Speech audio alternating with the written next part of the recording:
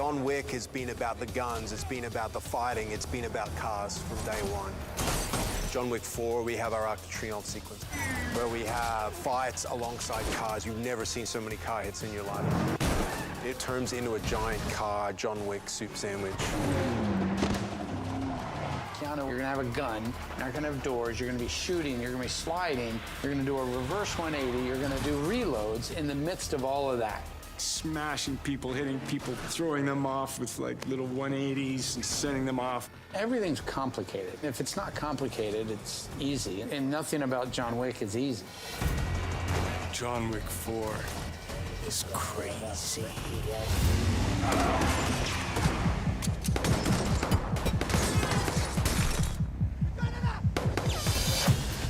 In thinking of settings for John Wick, we've always dreamed that Paris could be the most incredible backdrop. The idea of shooting at iconic places like the Louvre and the Arc de Triomphe.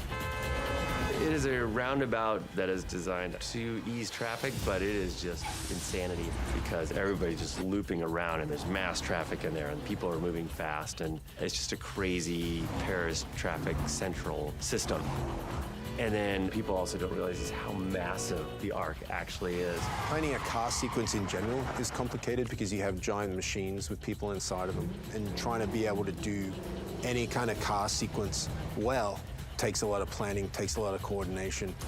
When you add on that somewhere like Paris, where you have traffic controls or you have different elements, pedestrians, like people coming out from car parks, that adds that extra degree of difficulty. And obviously safety is always on top of our minds for when we're planning any sequence like this. And with the wonderful Jonathan Rothbard and our VFX team, we were able to take just an open area that we can fully control and have full safety over, and then be able to create that world.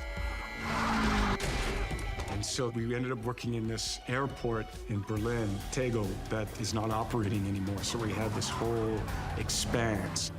We're doing, we have 40 stunt guys in the middle of 200 cars. There's no martial art gym that trains you for that. Like that's creative instinct, logistical handling, leadership, like a lot of shit coming together.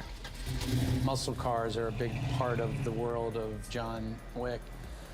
So, we really wanted to satisfy that and do something cool and something different. So when we're looking for a car, we wanted something that was big enough to mount a camera platform to, and also be able to see Keanu driving. We got two 71 Barracudas and put 540 horsepower engines in them, and put great suspension and quickened the steering and did all the race things to them, and they were amazing. This has the original style motor. It's carbureted motor and still making 500 horsepower. It's got a racing transmission. It's not the easiest to work with because of that. And Keanu has to really learn how to shift it while spinning the car around, otherwise it can blow up. Thanks again. He's the best. He's the best. There is Tanner Faust, the best.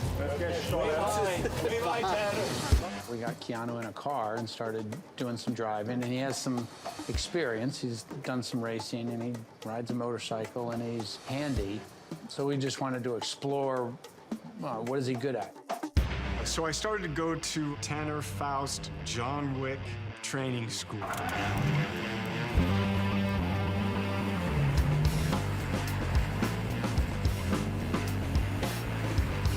This 540 horsepower Barracuda with trick. So the main brake just went to the front wheels. I had what they call a juicy brake, which is the idea of kind of like an emergency brake that doesn't lock. So you just put pressure, it'll lock the rear wheels. Do you think you're ready to do the forward 180 one-handed? Yes. And with your right hand? Let's try. Let's try. So I was just like throwing forward 180s into a reverse 180. And then there was this idea of let's go forward and then let's do a 270. So come around, and then slide into a mark. Sick. And then they wanted this crazy monster drift. So come in, lock up the back, set it up, 45, and come around this turn, let it go, bring it around, come around. So when we were training that with Tanner in the car, a couple of times things were happening so fast, so then he would have to move the gears. But by the end of it, I was like, no, man, you don't need to be in the car. It's cool, I got it. This is the most I've ever seen any actor do driving-wise. Just the reality of it that Keanu's taken on is awesome. And his work ethic is hardcore. He wants to get everything 100% perfect. And we're working with a drone as the A camera, which is never completely consistent. So you have to have the driving consistent, the background consistent, and the drone all to kind of hit their best runs on the same run in order to move on. So it really is awesome to see Keanu commit to the driving so much. Yeah! Let's do it again. That was cool.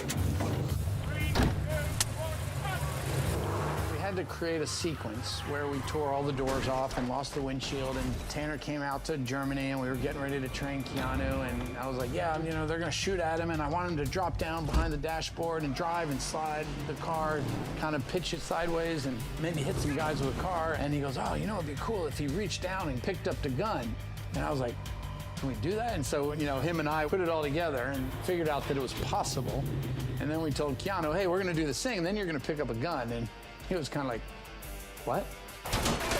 John Wick gets in this kind of gunfight fight, grabs a guy, but he loses his pistol, and then rips the door off. And so then Scott had this idea, I think, one day in the shower. He's like, wait, what if John Wick goes and then picks up his pistol?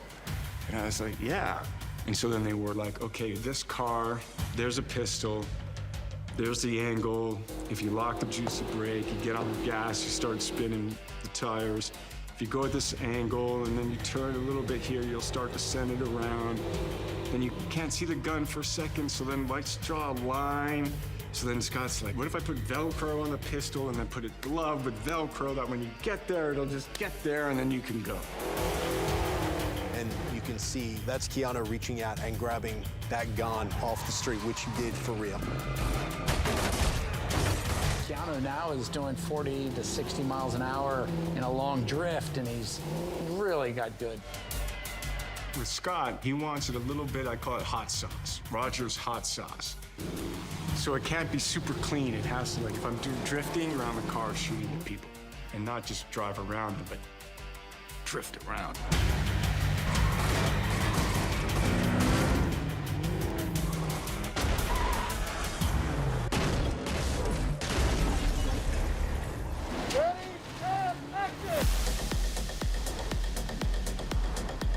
John Wick fights are known for Keanu doing most of it and for being long takes and big wide lenses, and it has a very specific style. And I wanted to honor that style. I didn't want it to become this cutty, edity, shaky cam, something suddenly different. I wanted to really live in that John Wick world. And to do that, you had to have Keanu Reeves doing the stuff. Scott came up with a cool design to have digital cars run up and down so that we can make more lanes of traffic and we could hit somebody with a real car, continue the choreography, and put Keanu on a safe spring floor that we can also drive those tracks, those dummy cars to hit stunt guys. So you could just watch and hit a mark and boom, you'd get hit. You wouldn't have to worry about hitting the concrete. So we could shoot as many times as Chad wants, because we all know Chad likes multiple takes. So that was a crazy challenge in itself.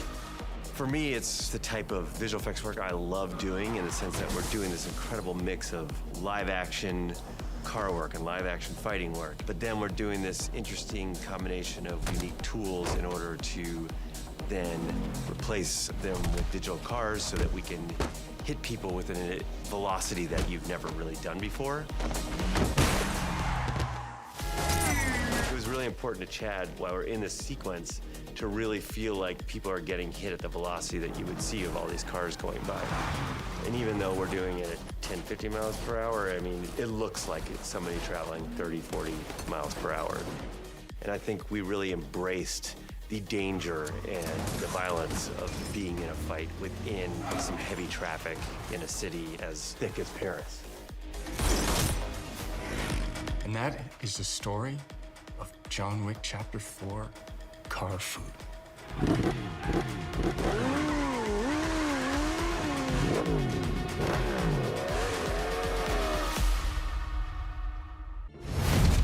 It's a labor of love doing a John Wick film. I'm putting everybody through pain. Keanu embodies John Wick. He's dedicated to that role, and he lives and breathes that role when he's doing it.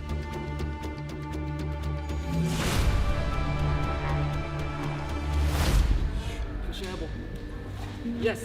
Making a John Wick movie is all about like the sacrifice that Keanu Reeves puts in. We did 14 weeks of rehearsals. It starts with him and I. I'm making Keanu Reeves train for 6 months.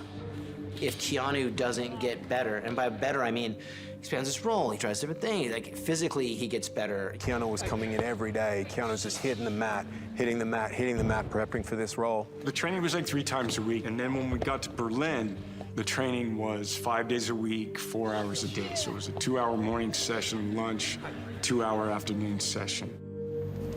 Here we go. Background. 3, 2, 1, action! The fights are intense, everything's intense, but what you see on the screen pays off. I worked with Dave Camarillo, Bruce Concepcion, Chong Li, and Jeremy Marinas. And that 5 has been the core team. Working with Keanu is great because he likes fresh ideas and he'll go with it, but you have to have a reason why. That's what stands out when he does fight stuff. Whether it's I had to muzzle punch you because I was out of bullets, or I was in the middle of shooting 3 guys, and it's quick decision making. And whenever he gets the why he's doing certain choreography, it really shows in his performance. Keanu's physicality in these movies is fucking staggering. The amount of stamina that is required, the amount of just sheer kind of energy. Keanu Reeves is the 1% that can do this. He's an active part of the choreography team. He spent more hours with the choreography teams than I would say 90% of stunt performers out there. I think of myself as the limit. Everything that I can't do brings the vision down. Ready, and action!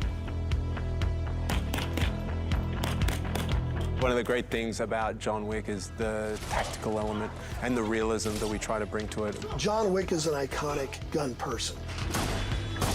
He's one of the fastest, one of the most accurate people, so changing weapons and being able to use different weapon platforms, we've had to up that level of tactical expertise and adapt it for each film.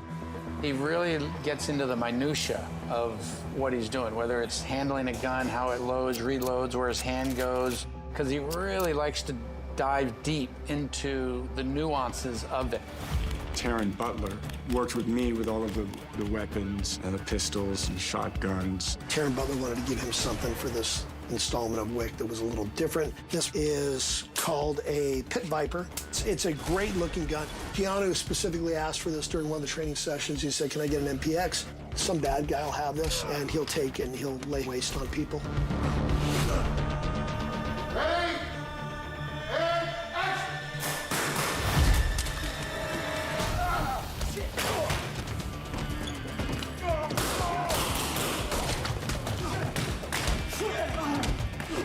In John Wick 4, we get to play with so many different tools.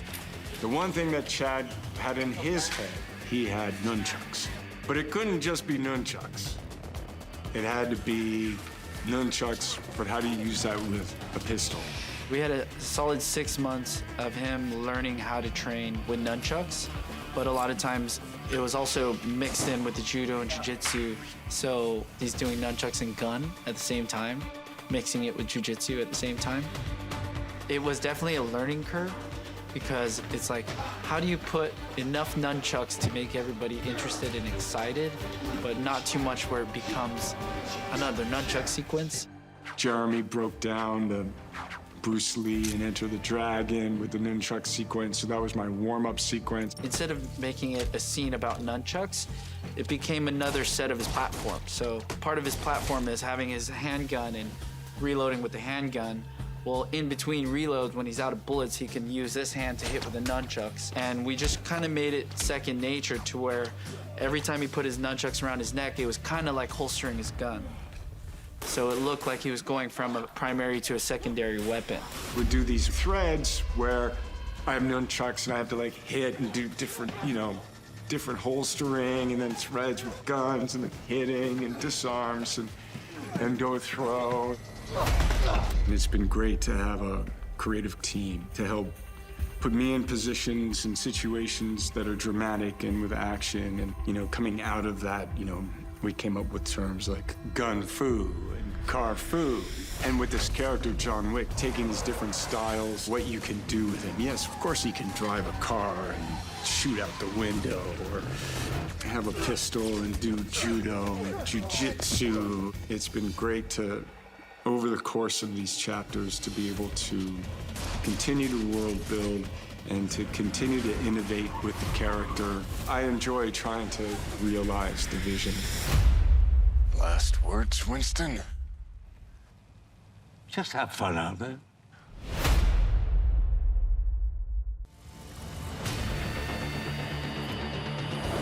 You know, when people ask us, how do you keep going with John Wick's, we try to go up in our above the line so it feels bigger. Yes, I shoot anamorphic lenses. I shoot in big locations so it feels bigger. Like, I could spend $200 million shooting little rooms. The movie would feel smaller even though I had more money. Shooting some of the sets we did makes it feel much bigger than the movie really is. And I think that's a little trick.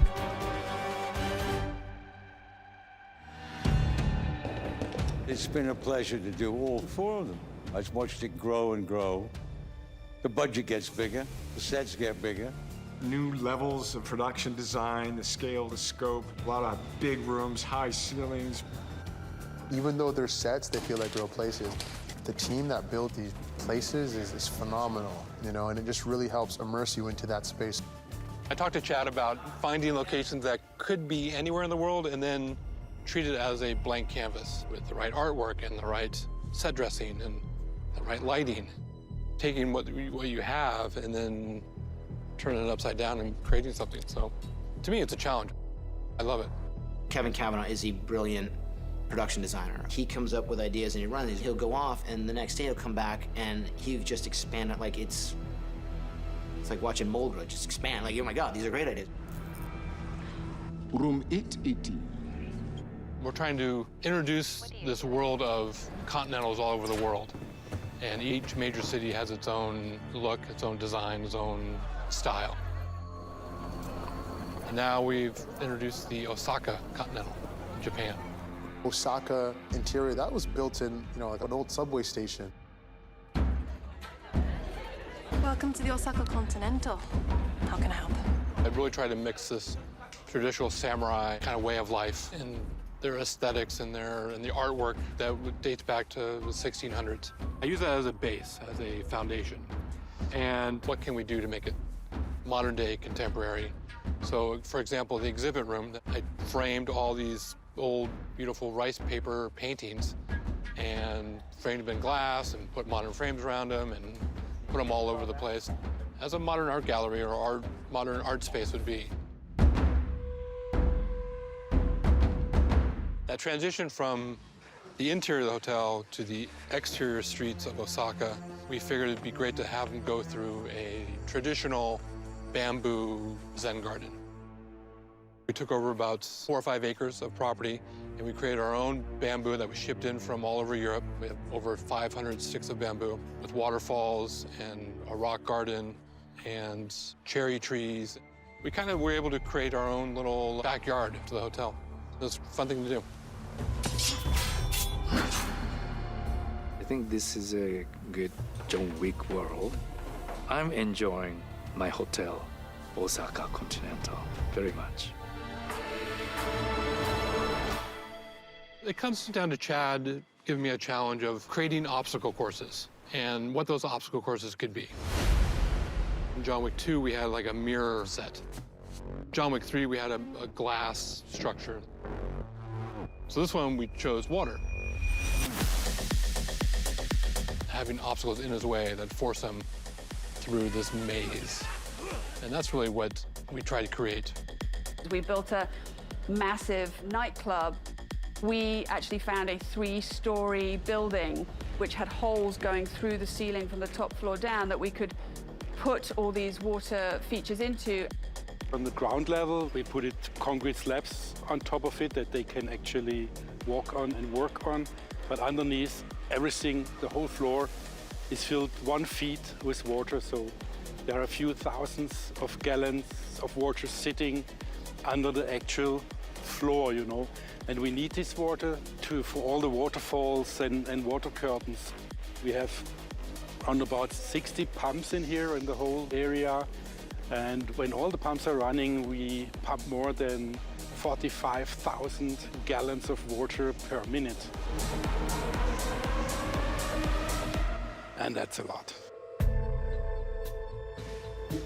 Most people will be like, well, you'll either do that with visual effects, but we decided to just go the whole hog and build the whole thing through 3 stories, and it was magnificent.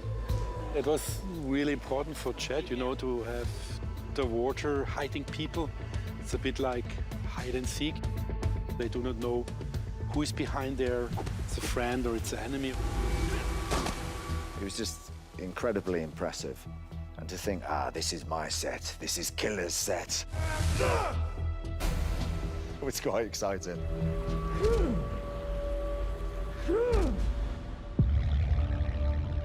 It's a big movie. We want it to feel big, lots of scale, lots of scope. So not only are the sets incredible, but we're pushing for really iconic locations in Paris. We really want it to be spectacular. I don't think I've ever worked on a production before where I've been in these opulent, over-the-top, exclusive locations. I've gotten to shoot at Versailles Stables that they shut down for us, which supposedly is the most expensive location in all of Paris. They shut down the Louvre, which was amazing. For me, it has been such an honor and a pleasure to act in those sets, to be in that cinema. What's the Bob Fosse quote? You know, half of directing is coming up with really crazy ideas, and the other 50% is finding people crazy enough to pull them off. I have to get my entire crew of, 100 strong to trust me enough to go down this road and give me everything they got. I think that's the main thing, is we trust each other enough to step off the cliff together.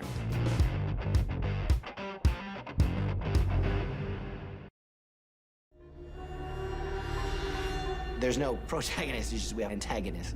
And that's the fun part. And that fits into our Wiccan world where there are no good guys, period. There's just better bad guys.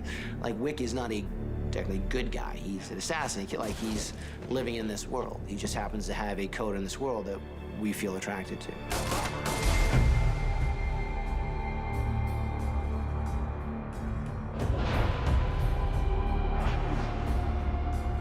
We fell in love with the idea of samurai code of ethics. People within the samurai class, only a samurai would know another samurai, what that is. It's just like, no matter how close you are to your friend or your wife or your mother or father, if you're a police officer, cops know cops. A soldier knows a soldier. Even if we're on different sides of the conflict, there's a bonding that only 2 people that live through a commonality or a situation can experience.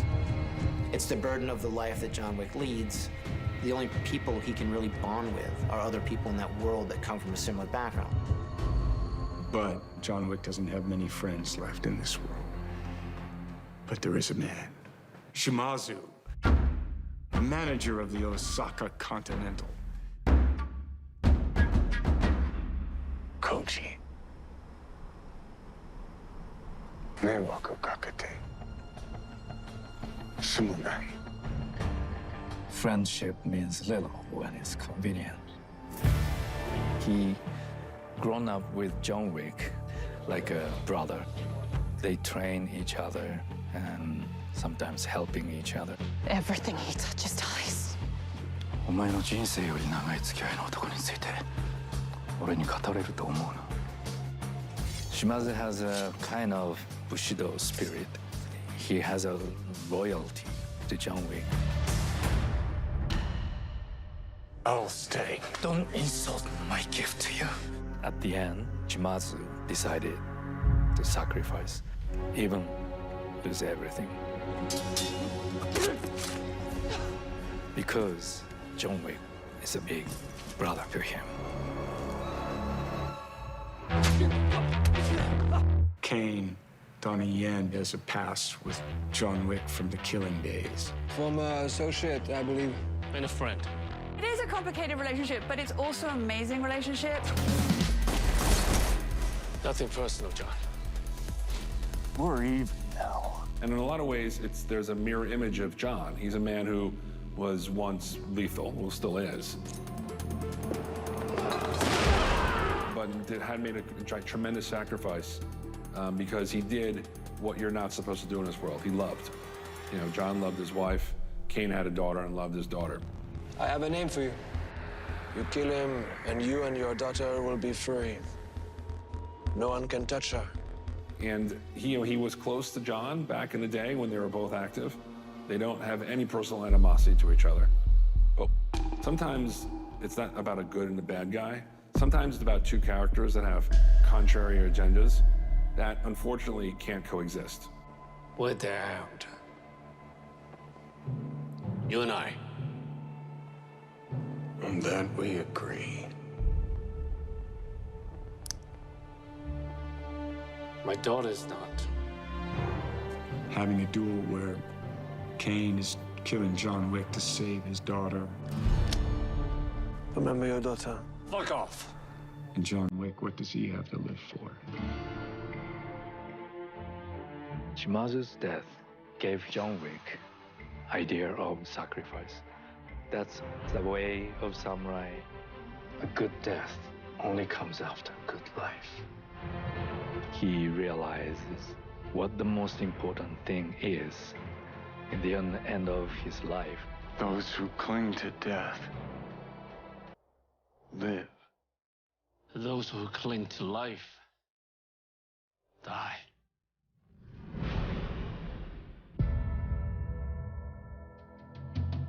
Chad really hooked into this idea of trying to study John Wick through the situations of other characters, and he was really drawn to the good, the bad, and the ugly. So entered the man, the myth, the legend, Donnie Yen as Cain. Such an honor to work with him, and he's such a special person. It's been cool to get to be on the floor with him and to act with him. What he's doing with the character Cain is very special, fun. We always lamented that we didn't have an antagonist that was better than John.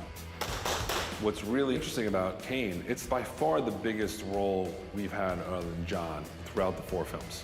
In terms of screen time, in terms of arc, but we wanted somebody who we, the audience, felt John's not gonna be this guy. And there aren't a lot of people in the world that can do that.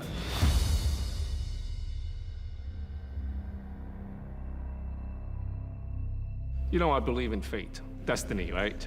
That's what happened to many of my previous movies. Some of them became decently successful, all out of unexpected circumstances and timing, right? So actually, me and the producer, Basil, we are developing this project. As soon as I called him, I said, in theory, are you interested in John Wick? He's like, yes.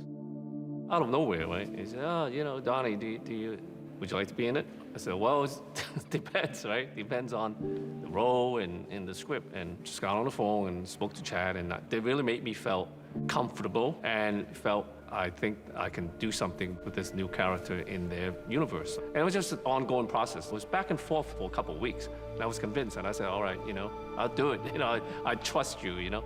So got on a plane and went to Germany. Oh my God, Donnie Yen's interested in being in a John Wick film. My version was more like Zantuichi, you blind, stumbling masseuse guy that kind of got, you know, and after my first creative talk with Donnie, it was like, oh, I don't want to play him like that. I want to be way cooler. When I'm back home, when I'm with my most comfortable environment with my colleagues, Asian filmmakers, right? They don't understand me as much as Chad does. And that's a compliment to him. And I told him that. I said, you know, it's very interesting that you understand where I'm coming from. And I understand where he's coming from. He wanted to be inspiring. He wanted to be positive. He didn't want to be the stereotypical blind swordsman as it's been played in the past.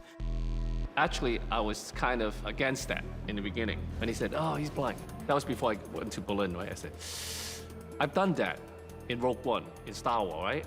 I played the blind man before, you know? Do you really want to go there? How am I going to react, right? How am I going to bring what I wanted to achieve, that full, complex character? It's challenging. I'm still finding some moments. And Donnie came at it very hard. Like, look, man, for myself, I got to do something different. I want to add, like, I want to go to the extremes in this. Like, I can play it like this tripping blind guy, or I can just be assumed that I'm so fucking good that I have to do that. I'm like, okay, let's start with that. Let's start with, we're not gonna do the traditional blind maze. We're not gonna do the tappy, all this stuff. Yeah. Then you're like, do a little, you can do your hearing thing. And then it's like, should have stayed out, try to find it. This is John Wick. We need to create John Wick work. And he has to be a very skilled martial artist assassin.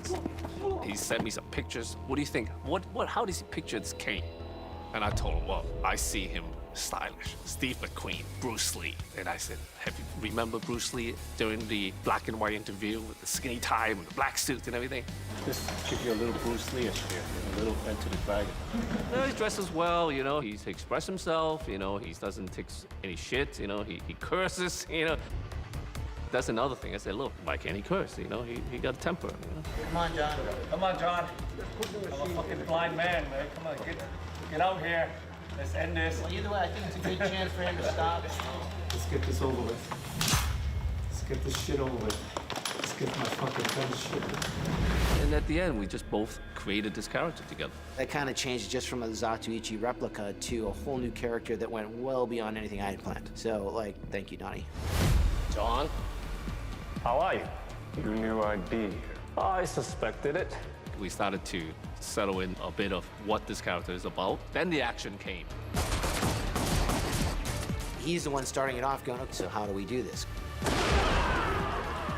Because, like, I can do wuja, and he'll fling the sword, like, really fast, and if I was blind, I'd have to flurry more and keep people at bay. You know, he's blind, but then he's very skillful. But then I'm trying to bring him down where he's not a Marvel character. He's human, you know? He eat a bowl of noodles, you know? He's hungry, you know? You get tired, you get beat up, you know? And just through conversation, we kind of came up with the way I want to move. When people look at my films, it's like, how did you do that? It's like musicians, it's like jazz. How do I explain to you why am I playing this note, this passage? Because it's my feeling. In my case, you gotta be a well-trained, not only as a martial artist, but as an action actor. So my body just kind of turns on.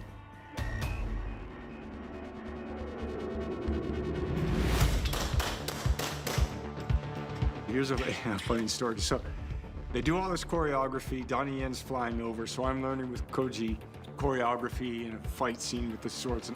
Well, Donnie, you know, he's a jazz artist. So he comes out and just starts. My character would do this, and I was supposed to do this block and then come in and then disengage. And I literally went, fuck that, right? Because he's just going. He's like super fast. And I was like, to Chad, I'm like, we can't do the choreography. It doesn't make any sense. Like, I'm gonna block and then come at him and then come with a pistol and he's gonna knock. And I'm like, Donnie. He's like, I know. I'm like, it's not gonna. So we just made it up. It makes more sense. It's like, instead of blocking, you shoot, and I shoot. It's like, I shoot. It looks very childish. Yeah, that's more real, you know? Yeah, you push. Yeah, it's more real. Yeah. Yeah, I like that. Yeah, it's just more raw. So basically, he comes flying out. I just call it bees. Like John just retreats, and he's like trying to fire, and then like blades, and it was cool. It was just a kind of like organic character moment. Donnie will always have Donnie input, and if you over-prepare for what you think Donnie should look like, he's always gonna flip it on his back because Donnie's an artist.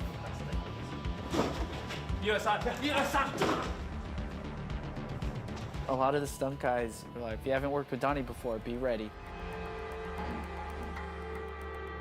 And some of the stunt guys weren't ready, but I think that helps us too because it made a lot of natural reactions.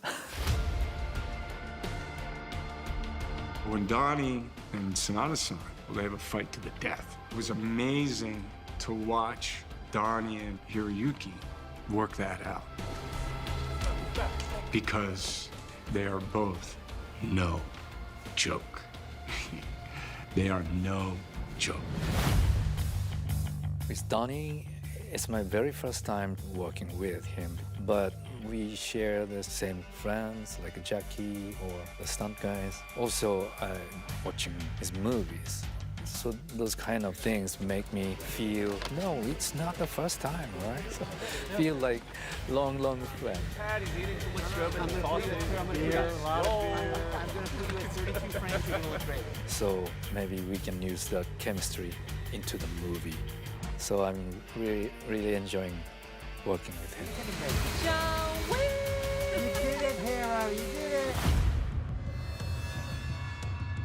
Making a good film, like, or being partners with your fellow actors, right? You gotta have that kind of trust and relationship, invested in that relationship in order to bring the best out of each other. That's how I feel with Chad, even though this is my first time working with him, but there's certain trust and understanding. My favorite thing, just being around with good people. Being around with good people, having laughters, and they allow me to be creative, which I love, because I like to create if you allow me to. I'm having fun, you know, like a kid in a candy store. I like to think and hope that I have a bit of contributions to the John Wick franchise. That's new and very refreshing. I hope this will be as successful, if not more, as the last three.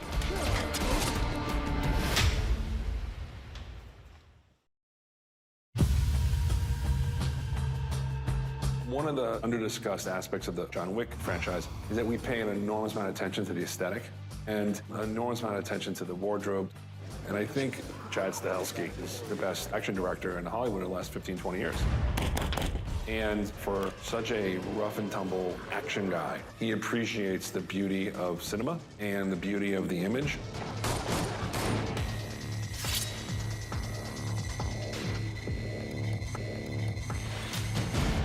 In the other movies, John Wick is always dressed in black. And Chad wanted to bring light into it, and we have found this material. It's a fabric that has diamond particles inside, and then it makes it have a certain shine. I'm going to kill them all. I believe you'll try. In Shimatsu's world, we tried to put together two ideas, Japan and the countries in the West. That's the reason he wears westernized clothes, but then on top of that, he wears like a haori, that is a traditional Japanese garment. And his haori, we designed it from ideas of the sea that almost is like about to be in a storm. I thought that the metaphor of a storm in the sea was like quite good for that. What's this array? Dinner with your daughter. She says she's concerned you've been working too hard. Paco is incredible, and I said to him, I want to make it old-fashioned, and Paco was totally on board with that. But what that meant was snatched corsets, which was slightly hard to breathe in sometimes, but it's okay, you know, it looked good, it looked good. It made my posture real nice and gave me that concierge feel. She wears like an idea of a kimono, and then obviously she needs to be a fighter as well. So we came up with this idea of having her in this leather bodysuit, but also feminine with a little bit of a skirting. Last I checked, you are excommunicado. Natalia Tena, she brought a lot of energy into the character. I had a completely different idea to show her a little bit more masculine. But then she came into the first fitting, and I immediately saw that that wasn't working. And then suddenly we thought it might be better to go the opposite, to make her powerful, but very feminine. When I came in, we had another option, and then he just pulled this out of the bag. They just have reams of this. Yeah, great. Yeah, I'm looking for a room. Building the tracker's wardrobe, we didn't have really an idea for this guy, you know? We went through a variation of character choices, from leather pants at one point to maybe a fedora, and it took some time. The tracker I find very, very interesting character because at the beginning it comes through like a mercenary, but at the end of the movie, all your sympathies go with him because he is somehow very humane. Then I just wanted to reflect that. We wanted to show a person who was a wanderer, and he looks organic, like down to earth. Chad had a very clear idea that he wanted the marquee fighters to be in suits with short legs and with boots. And the whole idea was to pretend that these suits were almost like armor, like an old knight.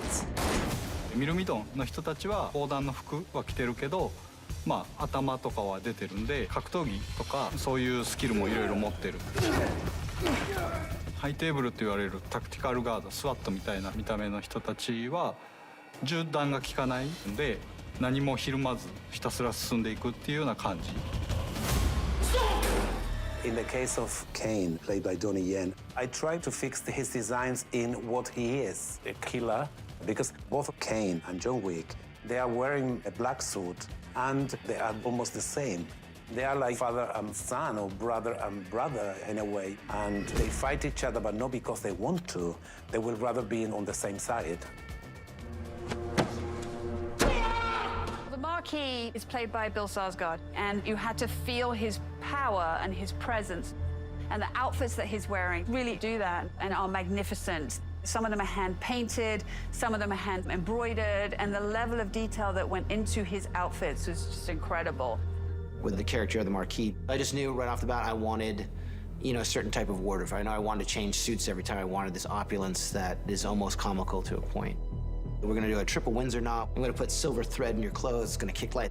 There's a lot of black suits with black ties in this franchise, and the Marquis gives it a little bit more of a sparkle, I guess. It's glitter and gold, so what's not to like about it? Chad has a very stylish vision of movies, and I know how important his costumes for him is. And that's really invaluable, working with a director that thinks that costumes are very, very important to explain the story of the movie. I love fashion and wardrobe and playing with that. And Keanu and I discussed it ad nauseum many, many times. John Wick doesn't know he's in a movie. John Wick believes he is John Wick. And Keanu puts on the suit, he believes he is that guy. Like, that's the anchor. A man has to look his best when it's time to get married or buried.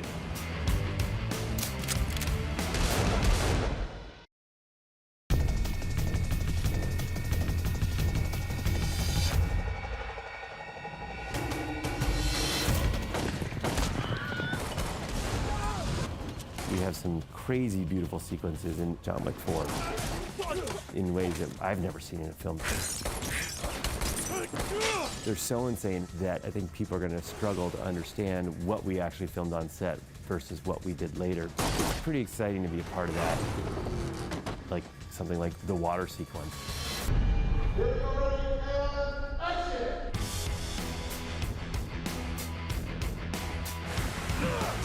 A Berlin nightclub sequence. I mean, there is not many times where you get 2 layers of waterfalls and get to choreograph fights with all those extras.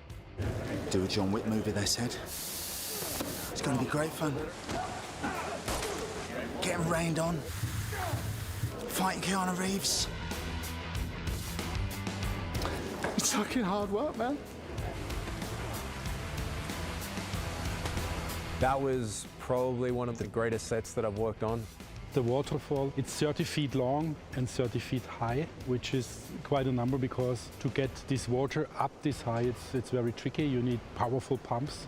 And then Chad said, he wants to have more water because when the stunt guys swing a sword through the water, he wanted to see this spray when the sword goes through.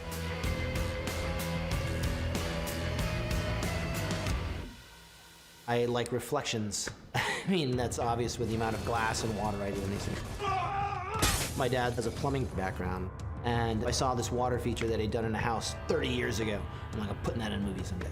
And now I have a $10 million set piece with waterfalls in it, using these water curtain features that I saw when I was a kid working for my dad. People have been doing action scenes, Keanu included, in the first John Wick, where there's rain. But constant rain means it's constant, now you can deal with it. Whereas in the curtains of water, it was always a rush of water. It was kind of like getting waterboarded, but I think Scott and Keanu and Shamir handled it really well. We have amazing martial artists, amazing movie stunt people. It's been awesome to work with these stunt people, and what they shared with us was the affection that they have for the John Wick films. And it's gonna make me cry, but with all the training and all the fighting, because John Wick action is a little different. And asks just a little bit more.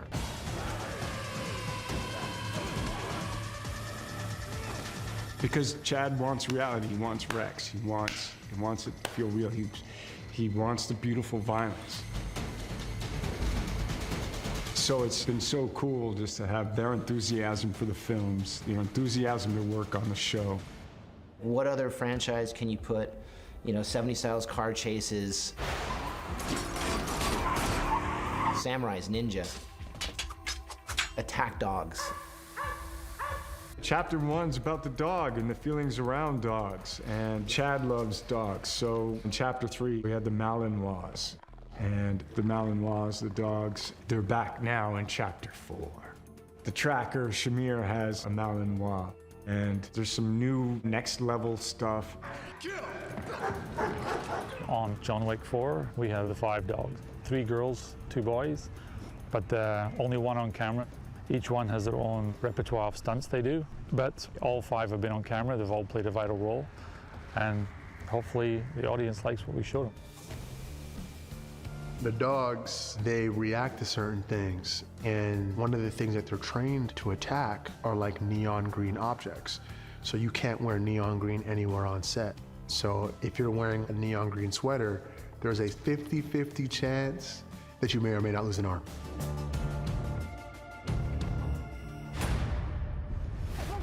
John Wick always asks for just a little bit more. God bless it, which is good. It's what makes it special.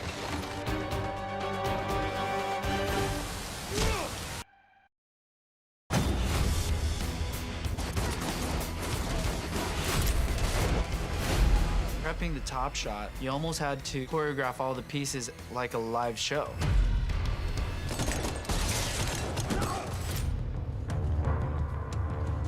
I realized this was a whole nother beast because you can't hide in cuts. The top shot. It's something we never seen in a movie before. We had to work first on models and references from video games because that was really the reference Chad wanted to bring. You know, I say these John Wick films for Chad and I are like we prepare a meal. You know, it's like we're the chefs. And he's the head chef, I'm a sous chef.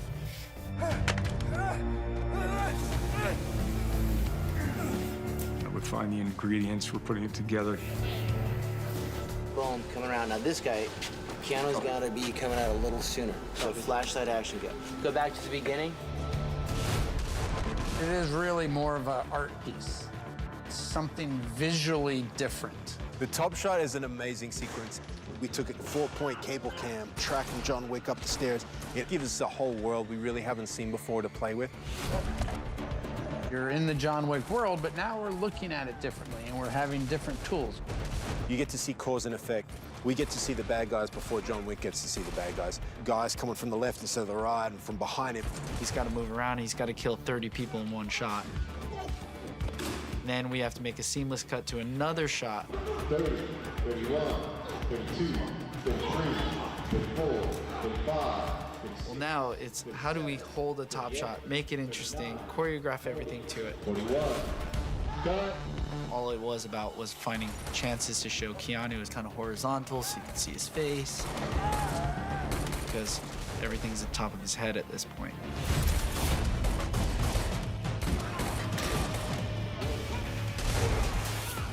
You have to make sure every bullet hit, every reaction is timed perfectly. 3, 2, 1, go!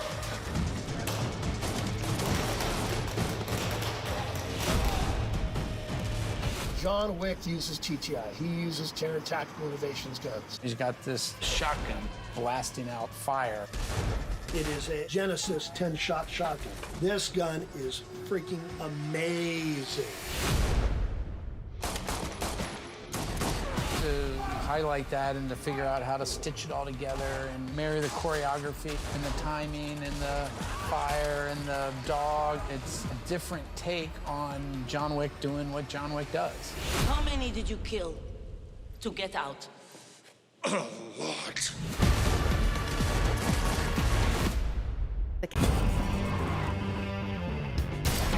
John Wick came out of nowhere. In my career, I've never seen a more unexpected turn of events. Chad and Keanu are both in sync. These guys can finish each other's sentences. And these guys make you raise your game. And they're both completely dedicated to these films. Chad has basically given his life to the Wick movies the last 7 years. He's not directed anything else. You know, Keanu kind of pops in and pops out and is able to do other things, but really at the core, I think this is who they are. We did the first John Wick almost on a dare.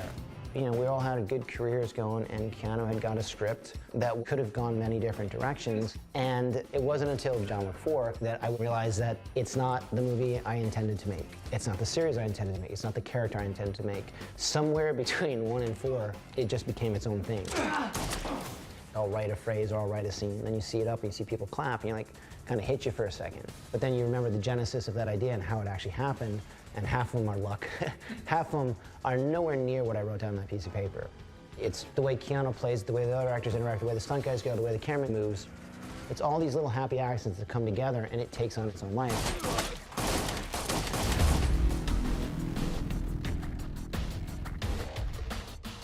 I met Chad Stahelski when I was training for The Matrix, and they were looking for stunt doubles. I stumbled upon jackpot with The Matrix because I became Keanu Reeves' stunt double. To have somebody that put that much of himself in it was unheard of. And to see how much he cared. How could you possibly go to work every day with this guy if you gave even this much less than he did? The challenge was to give this much more than he did, which was not easy. Chad went on to do second unit work, second unit directing, action design, started his own company, then co-directed John Wick. And so that's really where it shifted to Chad as a director, a producer, and working on the John Wick stories and what they would be. What I've seen from Chad over the years is that he's evolved from, oh wow, that's the ex-stunt double of Keanu Reeves from The Matrix, to the best action director in Hollywood in the last 15, 20 years.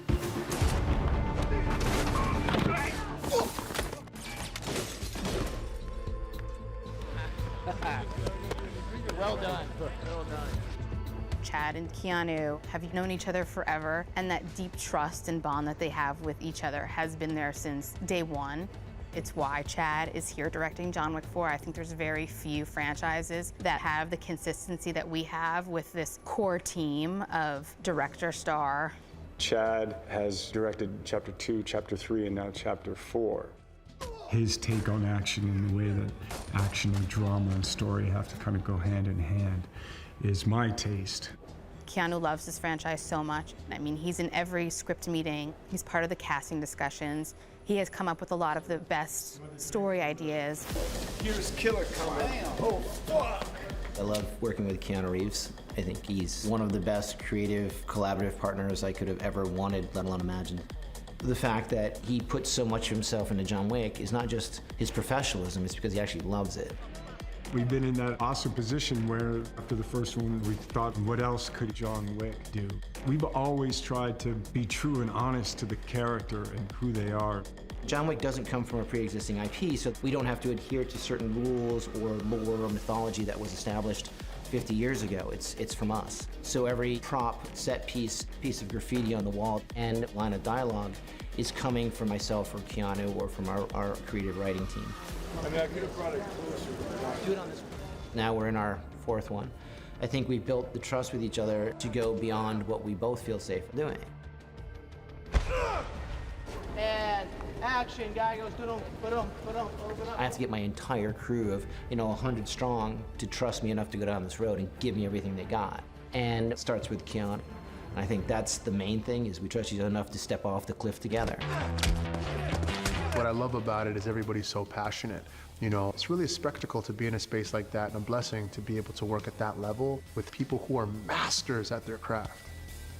It's a pleasure to work always with Keanu and with Chad, and it doesn't get stale. It's not the same movie all the time. It grows, it continues. The budget gets bigger, the sets get bigger, the films get better. These are those kind of movies that you can revisit again and again and again, that they're just always fun to watch. This world of John Wick is just so much fun and so cool visually. The opportunity to do those kind of things and do them well, that's the shit, man. Making these films is so unique and special each time, and it's been so great to partner up with Chad to make them. It hits us all the time, we're like, oh my God, we try to soak it in, The answer to the question why can't I do John Wick is because we love them. And when we get done with it, good, bad, right, wrong, you like it, you don't like it, every choice in a John Wick movie is from myself or Keanu.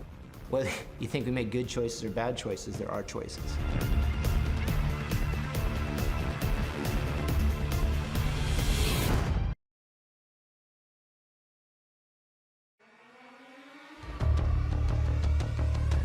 The most important shot of the night is the first shot. I want to get there, and whatever it is, I'm going to clear my head and go, fuck it. I'm going to make this the prettiest shot of the night. We're shooting nights, and we have more toys and tools than anything I've ever done before. The entire movie takes place at night, so it's really sexy. We've been to Rome, we've been to New York, we've been to Morocco, and Paris. We always look for cities that have a sense that are completely different at night than they are during the day. But Paris is amazing during the day, but it's a completely different city at night.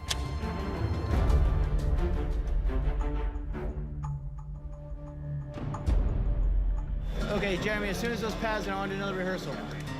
I think night allows us to sculpt, and then when you have a cinematographer like Dan Louston and the team we have to sculpt and chop the city up into parts at night, it gives you an opportunity to do things that you can't get away with during the daytime. Action. I was happy to have all these beautiful locations on a movie like John Wick.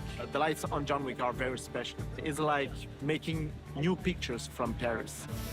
Having sets like Le Sacré-Cœur for prepared all that stunts, that's amazing.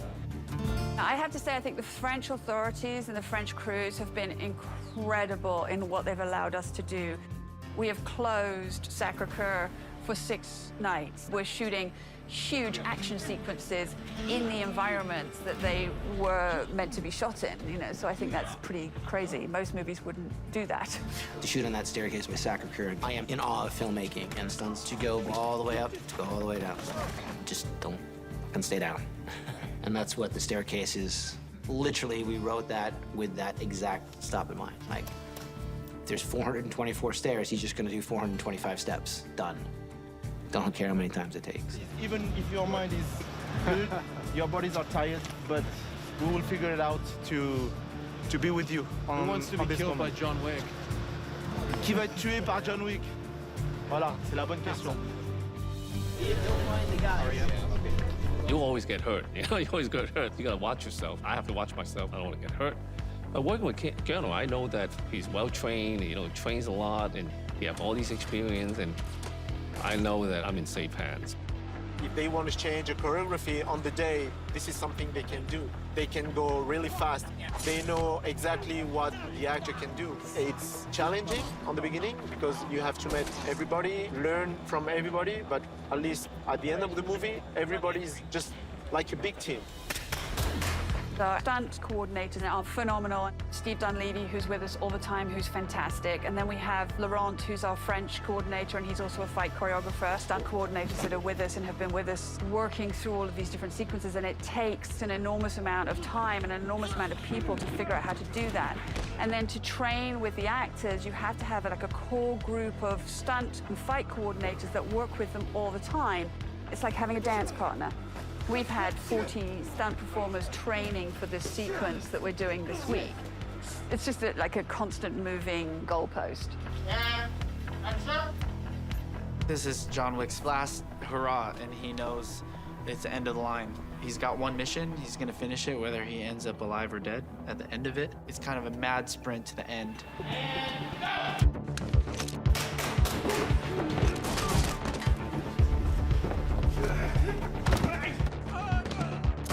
We have 300 steps that just go into the sky.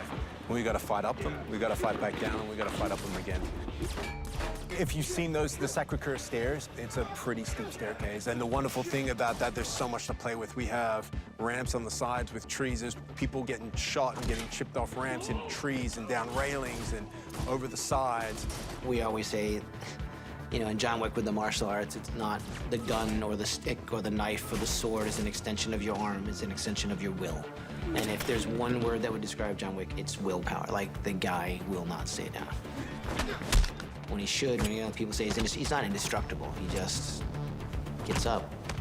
He gets knocked down 1,000 times, he just gets up 1,001. Keanu Reeves reacts very fast, so you have to bring all the best people you can have. If the main actor can do it, you will be able, as a stunt performer, to do it. So you have to bring all the best people you have. Keanu, he takes the hits, he takes the falls, and Chad wants to go very extreme with the shots, and he wants to show as much real, you know, then he doesn't want to limit himself on having to like being cutting away or hiding all the time the actor. Try to use the doubles as little as possible, and don't like a lot of cuts. Want you to see, you know, that's Hiroyuki Sanada and Donnie Yen dueling with swords. That's Keanu Reeves and Donnie Yen dueling with swords and guns. And like, oh, John Wick, man, it could have been a great action shit. No, I want to be the best action, period. Like, I just want you to sit back and be the funnest. I want to be the best.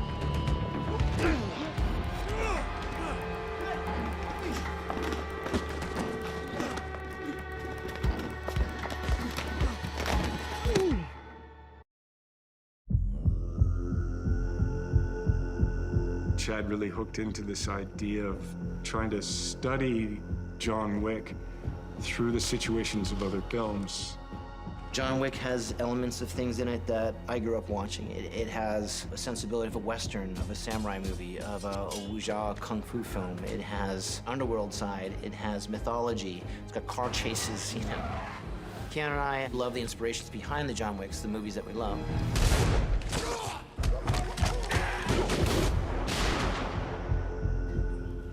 We have really good film talks. We go off and talking about all kinds of films, from cinema, paradiso, to anything, where we talk about characters, talk about these actors. I am a massive David Lean fan.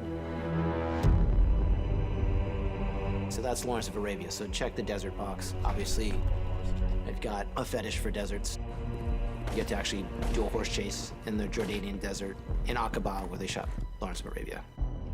Just to be there and see Lawrence Fishburne blow out a match, like pure O'Toole, is worth all the pain and suffering of directing for the last 10 years, for sure. Chad makes references that I get. He'll talk to me about a movie. He'll say, oh, a little bit of this and that, a little bit from this movie, a little bit from that movie. I'll be like, oh, yes, I get it. Chad is, I guess, a cinephile. Between he and Keanu, they're pretty much a library of a repository of films. 70s, 60s, 70s, into the 80s. Chad was really drawn to the good, the bad, and the ugly. So one of the initial ideas when we were kind of thinking about what would be in John Wick 4 was this duel. Challenge him to single combat. Sort of iconic fight was something that we all pictured and thought would be so incredible to modernize and use Paris as the backdrop. And I think that Chad and Keanu wanted to sort of tap into John Wick being a Western and John Wick as a Western character. He's also Westerns and samurai films. Western, Eastern, mixing together. So unique.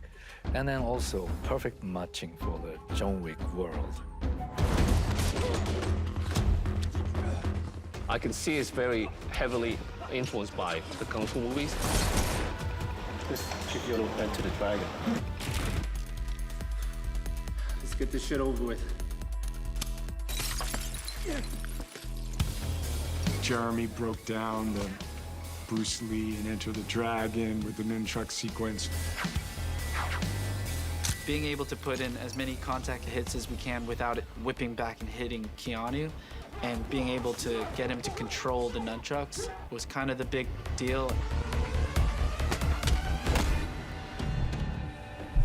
Like, I'm a huge Butch Cassidy and Sundance fan. The opening of Butch and Sundance is the card game. I thought we play a game. One hand. Savannah decides who lives, and who does not. I want to shoot a card game. At least once in my life, I want to do a card game. Exciting, yeah. The way Chad pitched it to me was, remember in Enter the Dragon, when you first see Sammo Hung. Sammo Hung is a big set, you know, guy that fights Bruce Lee in Enter the Dragon. He's doing all these backflips, kicks, and yeah, you see him and you think, wow, that guy for his size, he can move. That role was written for Scott Adkins. That was not an accident. He's from the low-budget martial art action world. Chad's a big martial art nerd. That's all you got. So with Scott, I think he was like, I just want to put him in a suit so nobody knows who he is, and when he comes out and boom, he's a badass.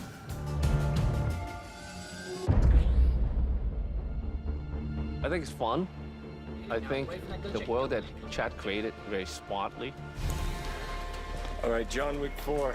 We're doing a little gunfight with the amazing Donnie Yen. A little ode to John Woo. Little John Woo. A little hard-boiled. A little hard-boiled. A little Better Tomorrow. And the killer. Chow Yun-fat. Chow Yun-fat sliding on the ground, shooting at each other through glass. There couldn't be a more John Woo moment. Here we go. At the end of the day, you know, even though when you create something so unique, so special, it's always inspiration from something. But he created something on his own. So you take the good, the bad, the ugly, and you put it together with Zatoichi, and you mix it all up in some Wong Kar-wai colors, and then you twist it on his head like a Tarantino film. Then you get a John Wick movie. Like, I try to rip off from the best.